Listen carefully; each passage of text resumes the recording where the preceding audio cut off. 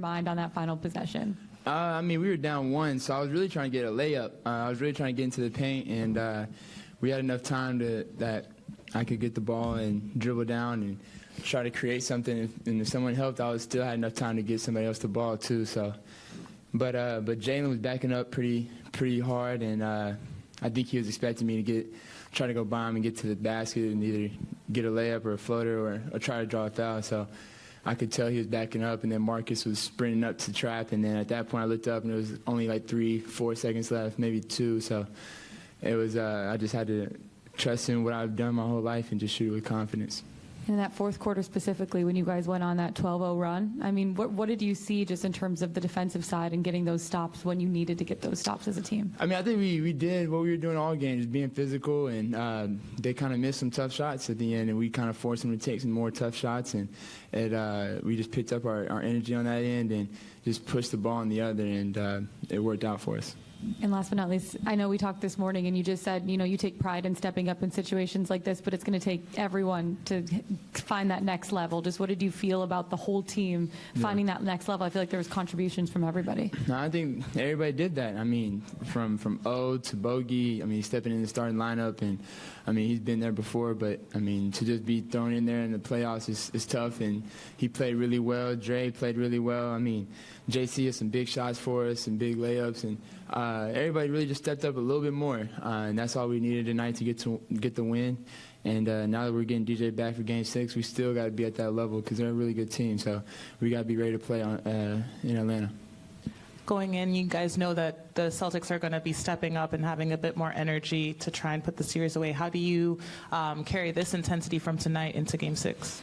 I mean, we're still in an elimination phase. I mean, if we lose one, we're done. So we got to keep that same energy and be ready to play when we get back home.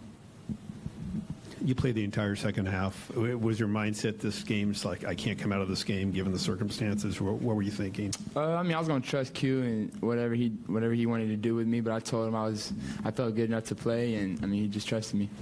And I think a lot of people watching you in the second half in particular, and the crowd actually starting to say F. Trae Young, kind of remind a lot of people of the Knicks series a couple years ago. I know each year's individual, but I'm just wondering if it sort of felt like that to you. No, I didn't feel like the Knicks series. I mean, in the Knicks series, they started at 10 minutes in the first quarter.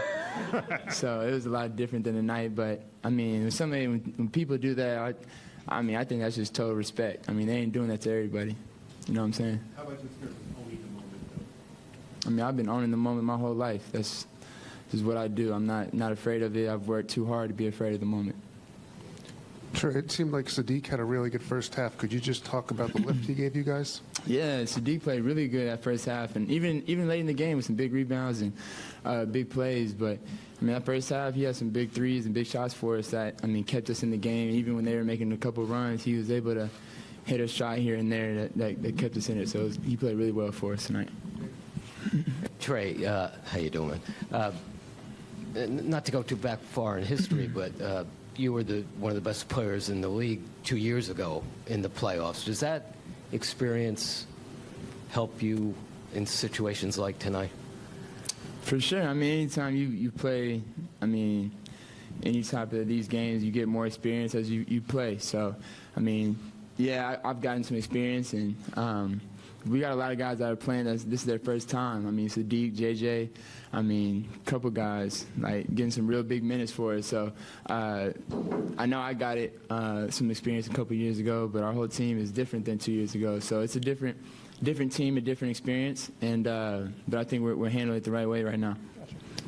Trae, you mentioned that you've been owning the moment your whole life, but when you get to a moment like this in the last 3 minutes, I mean, what changes? What clicks when you kind of have this clutch moment where you do have to take over like that? I mean, it's really just a time and situation that just, I mean, shows itself. And, like, we're down and it's late in the game. Our season's on the line. I mean, I know I got to be more aggressive. And it's not saying I wasn't aggressive the whole game because I took a lot of shots, but I just think at that point I needed to just turn it up another level. And my teammates were looking at me to do the same thing. It's not like I'm just out there by myself. My teammates were telling me, yo, be aggressive, like, get into the paint, keep shooting, like, and you need that. I mean, as a player, as a leader on the team, you still need those guys around you to help you out. And my teammates helped me out a lot tonight and just telling me to be aggressive, and late in the game they wanted me to take over, and so that's what I just try to do for them. Hey, Trae, what's it like when the crowd is getting loud like that? On the F. Trae Young stuff. How does that affect you?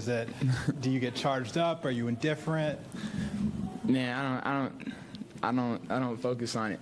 It's crazy it may seem. I mean, I just really don't focus on it. I mean, I've gotten to the point now. It's not the first time I haven't heard it. So I've gotten a couple practice rounds on going on how to handle that type of thing. So I mean, I just, like I said earlier, for me it's a sign of respect. So I just look at it that way.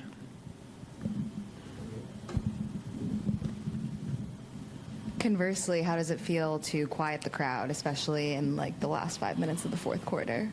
I mean, it always feels good because that means we're doing something great, and hopefully we're on the top of the scoreboard at that point. So, I mean, for me, that's all I focus on. I ain't focused on what the crowd's saying or on quieting them and making them quiet. I just want to make my team win because at the end of the day, if we win, it's going to be quiet regardless on the road. So that's my own focus, and I'm just glad we won tonight. Trae, is there anything coverage-wise you've started to figure out that they're doing defensively you can exploit, especially over the last couple of games here?